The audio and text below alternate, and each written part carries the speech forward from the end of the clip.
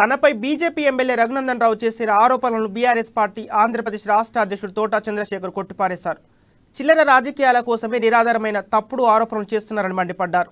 BRS బహిరంగ సభ నుంచి media attention divert చేయడానికి పనికిమాలిన ఆరోపణలు చేస్తున్నారని విమర్శించారు. రఘునందన్ రావు చేస్తున్న ఆరోపణలు నిజమైతే ఆ సర్వే నెంబర్ భూమిలో 90% ఆయనే తీసుకొని మిగిలిన 10% తనకివ్వాలని డిమాండ్ చేశారు. దేశ రాజకీయాల్లో బీఆర్ఎస్ కీలక పాత్ర పోషించనుందని తెలిపారు. తెలంగాణ మోడల్ను దేశవ్యాప్తంగా అమలు చేసేందుకే కేసీఆర్ బీఆర్ఎస్ పార్టీని ఏర్పాటు చేశారన్నారు. తెలంగాణ ప్రగతిని దేశానికి కేసీఆర్ పరిచయం చేయనున్నట్లు తెలిపారు. ఆంధ్రప్రదేశ్లోని విశాఖపట్నంలో కేసీఆర్ భారీ బహిరంగ సభకు సన్నాహాలు చేస్తున్నామని తెలిపారు. త్వరలోనే ఈ మేరకు తేదీని ఖరారు చేస్తామని స్పష్టం చేశారు. ఒక ఖమ్మంలో భారత రాష్ట్ర సమితి మొట్టమొదటి బహిరంగ సభ రేపు జరగబోతున్నది. ముఖ్యంగా భారత సమితి ఆవిర్భావం గురించి, అది ఏ పరిస్థితుల్లో బీఆర్ఎస్ పార్టీని స్థాపన చేయాల్సి వచ్చింది, బీఆర్ఎస్ పార్టీ యొక్క ఆవశ్యకత ఏంటి, దీని గురించి బీఆర్ఎస్ పార్టీ జాతీయ అధ్యక్షులు కె చంద్రశేఖరరావు గారు రేపు మాట్లాడబోతున్నారు. దేశానికి వెన్నెముక రైతు. ఈ రోజు వెన్నెముక లేని దేశంగా మన దేశం మిగిలిపోయింది. ఈ దేశంలో ఉన్నటువంటి ఈ రోజు బీజేపీ అవలంబించే ఆర్థిక విధానాలు కానివ్వండి, మతపరమైన సిద్ధాంతాలు కానివ్వండి, దీనివల్ల దేశంలో అనేక అస్థిర పరిస్థితులు నెలకొన్నాయి.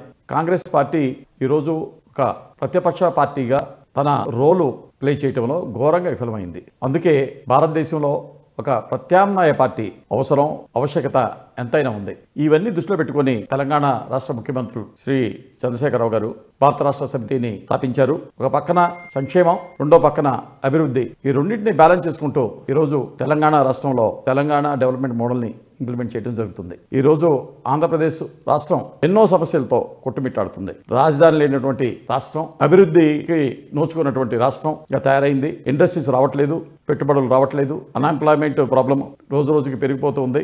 రైతాంగం సమస్యలు మరింగా చిట్లమవుతున్నాయి. కులాల మధ్య కీచులాట్లు. ఖమ్మంలో భారత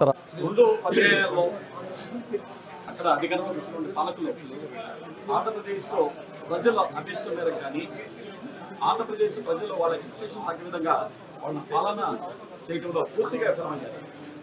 చంద్రబాబు నాయుడు గారు కానీ ఆయన 5 సంవత్సరాల్లో కనీసం రాజధాని కూడా నిర్మించలేకపోయారు. కనీసం ముఖ్యమంత్రి నివాసం కూడా కన్స్ట్రక్ట్ చేయలేకపోయారు. కానీ ఈరోజు ఆంధ్రప్రదేశ్ స్టేట్లో సీఎం రెసిడెన్స్ ఏదైనా అంటే అది కూడా చెప్పుకోలేని పరిస్థితి. ఇంకా మనం రెంటెడ్ హౌసెస్లో ఉంటున్నాం. రాజధాని అన్నది లేదు. ఇండస్ట్రియల్ గ్రోత్ ఆగిపోయింది, పెట్టుబడులు ఆగిపోయాయి, నిరుద్యోగ సమస్య బాగా పెరిగిపోయింది, కులాల కుప్పట్లు ఎక్కువైపోయాయి. కులాల పేరుతో, మతాల పేరుతో అక్కడ రాజకీయాలు చేస్తూ ఎలక్షన్లు గెలవటమే ఒక ధ్యేయంగా వాళ్ళు రాజకీయాలు చేస్తున్నారు. అందుకే ప్రజల రాజ్యం తీసుకురావాలని, రైతుల రాజ్యం తీసుకురావాలని కేసీఆర్ గారు బీఆర్ఎస్ పార్టీ పెట్టారు. తెలంగాణ రాష్ట్రంలో తెలంగాణ డెవలప్మెంట్ మోడల్ని ఎంతో సక్సెస్ఫుల్గా ఆయన ఇక్కడ ఇంప్లిమెంట్ చేసి చూపించారు గత 2 టర్మ్స్లో. ఈ రోజు తెలంగాణ మోడల్ దేశంలోనే ఒక ఆదర్శంగా నిలుస్తుంది, ఒక తలమానికంగా నిలుస్తుంది.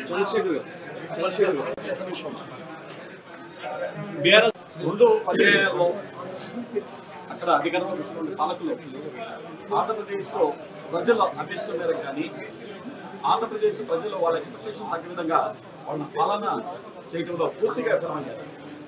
చంద్రబాబు నాయుడు గారు కానీ ఆయన 5 సంవత్సరాల్లో కనీసం రాజధాని కూడా నిర్మించలేకపోయారు.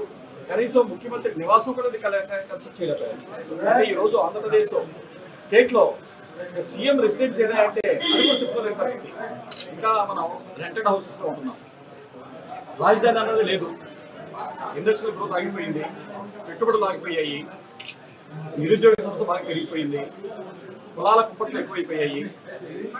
కులాల పేరుతో, మతాల పేరుతో అక్కడ రాజకీయాలు చేస్తూ ఎలక్షన్లు గెలవటమే ఒక ధ్యేయంగా వాళ్ళు రాజకీయాలు చేస్తున్నారు.